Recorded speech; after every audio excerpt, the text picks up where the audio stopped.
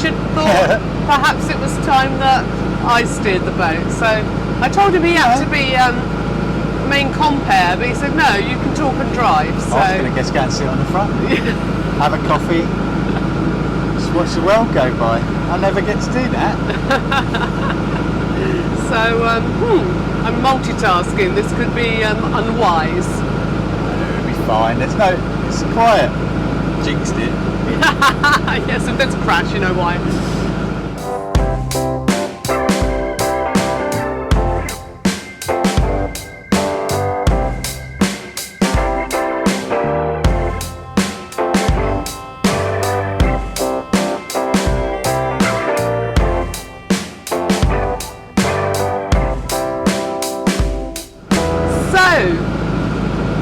We asked you if you would like a video where we answer your boaty questions. So this is said video. We were inundated with questions from 2 people. Just 2? Yeah, it was just 2. But they did ask a lot of questions. So yeah, that was good. So thank you to the people that did email in and ask us some questions.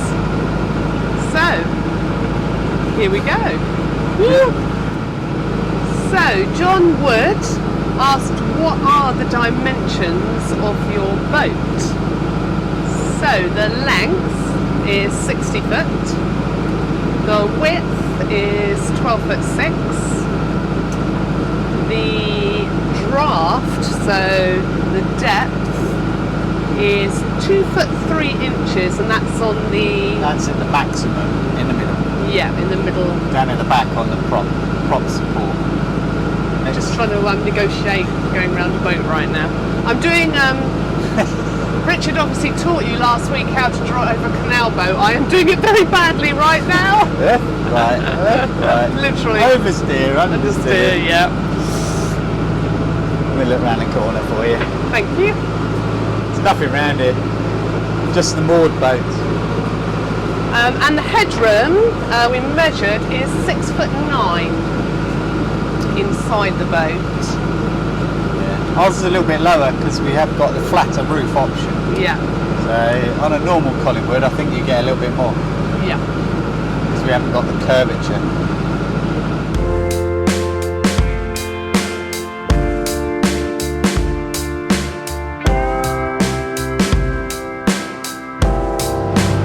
So we were asked, were the dimensions of our boat at its maximum too big for the riverway? And no, we did manage the riverway. There is one bridge, Broadford Bridge is it? Which we might struggle to get underneath. 6'4" was it? 6'4"? Yeah, it just depends on the height of the river. At the time, basically. We did have to take down our pram cover for the riverway. We have got a friend that has a 70-foot long Widebeam, and he didn't make the riverway. There's a certain bridge, and after the bridge there's a bend, and of course once you're in the bridge you can't turn, so you just hit the tow path and you can't swing it round because the back end's still in the bridge. Yeah, so he had to reverse. That's Widebeam. If you're a narrowboat, you'd get through. Yeah. But Widebeam is 70 foot. No, he then had to reverse down 2 locks before he can turn around and come back. Yeah. But 60 foot, you're okay. Maybe 65 Widebeam. Be a squeeze, but any longer than that, then you're a genius if you get through. So, another question: are you going to do the Riverway and travel on the Basingstoke Canal soon? Riverway, definitely we would do again. I don't know how soon. I might take a week though and do that. Then we go slower. Yeah, and really enjoy it. it. You need a week because it is very slow. Yeah. Basingstoke Canal. I really want to, because we can go and see loads of friends down there. We could. But no, we're not going. There's a bridge, and I think it's in Fleet, which is under 6 foot. We wouldn't get under there. No. So then we would get stuck anyway and have to turn around and come all the way back again. I mean, we may do a section of it, the first sort of section, I'd like to do the first section. There was a lot of that weed down there as well. Oh yeah, it would take, and it is very overgrown. Not on the towpath side, on the other side, it is very overgrown in places, wasn't it? Yeah. A lot of debris in the water. It's a little bit of a mess, which is a shame. But we might do some of it. Yeah. You never know.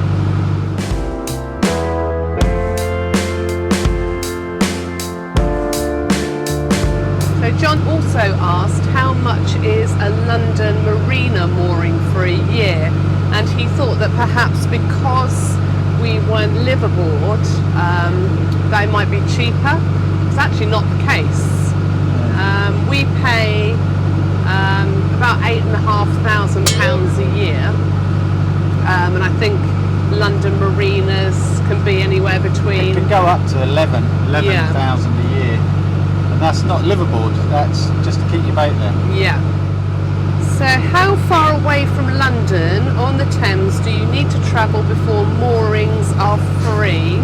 So most moorings are only 24-hour free anyway. You can moor for longer, but after the first 24 hours you do then have to pay. We did a little bit of research because we're not too sure beyond Teddington Lock, but because that's tidal I'm not sure about mooring. I think you have to then go... There's Chiswick Pier, which you have to book and pay for.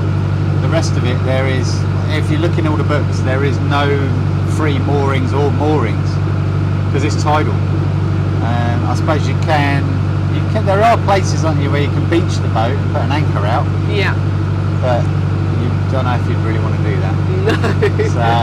So for free 24-hour moorings, you've got to come up the Thames as quick as possible, get through Teddington Lock, and then you can then find moorings for 24 hours for free.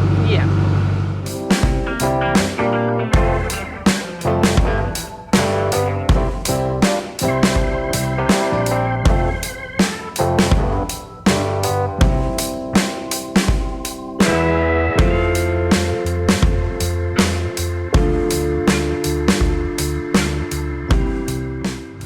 So we're just coming around Desborough Island, so I need to concentrate. This is where it gets tricky. There's a 180-degree bend. There's a marina on one side of it. It gets a little bit tight, and after that marina it then gets a little bit tighter, and there's some S-bends to get around, and it gets rather tight if there's other boats coming. You didn't tell me this when I took the wheel, took the helm. Oh, I need the captain's hat. I'm captain today, so you need to go and get my tea. Trainee. Oh, honestly.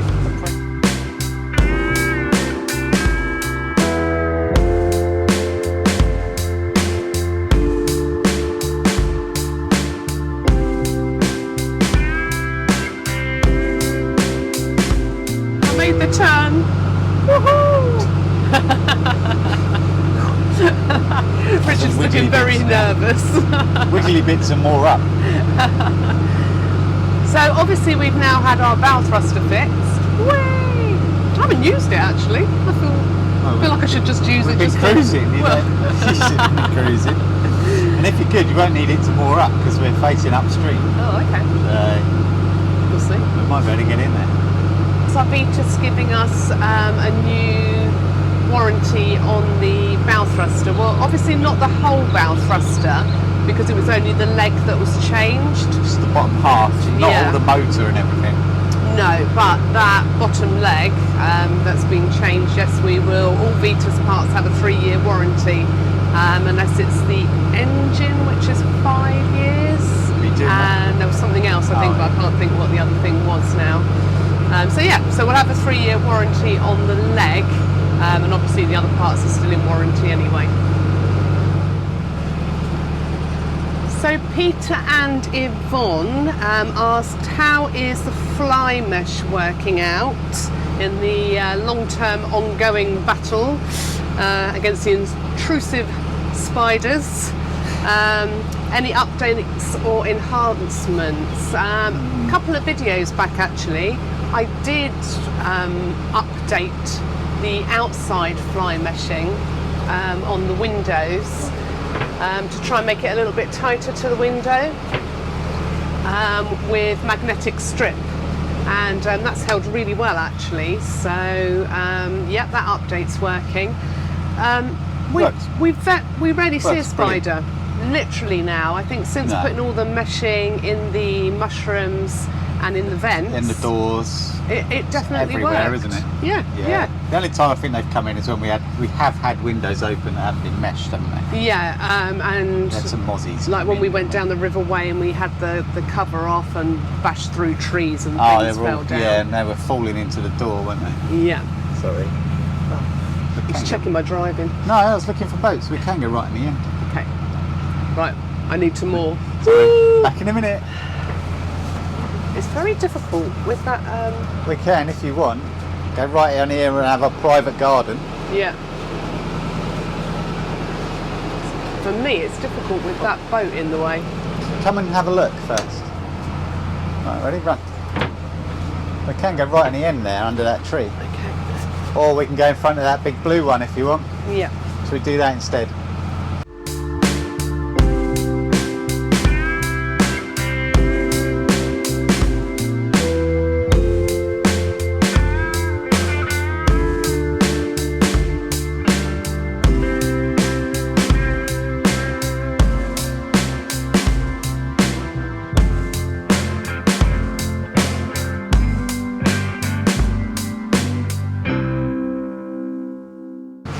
That is not as easy as Richard makes it look. I was literally doing that, coming into more. That's really tough. Are we going here, are we? I guess so.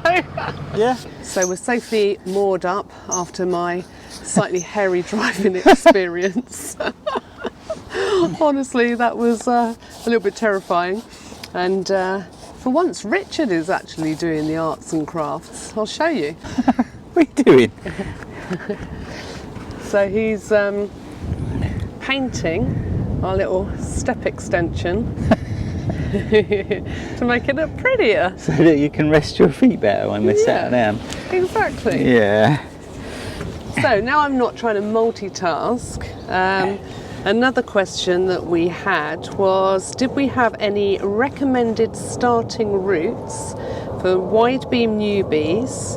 They're 65 by 12 foot Dutch barge replica with collapsible wheelhouse that needs a bit higher bridge than a Widebeam with a pram cover. So over to you, Richard. Just get on the Thames. Simple. Probably is best, isn't it, really? Yeah, I mean, I suppose our cover's quite high. It's not as high as theirs. But we went under every bridge all the way to Oxford, didn't we? Yeah. And we never took it down, and there was a lot of clearance. Yeah. So you probably make it. Yeah. So Richard's still painting. Makes a change to let him do the work. And I'll tell you. I want to give a little shout out to two of what I would say are our top commenters, Steve Kennett and John Ingham. I think that's how you say his name. So shout out to you two. We appreciate your comments.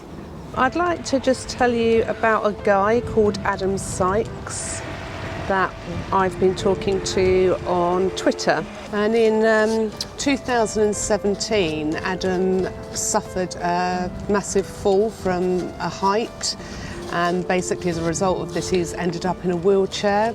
And he'd always sort of dreamed of retiring early and buying a houseboat. But obviously because of that, and because of his fall and now his disability, he's had to put that on hold.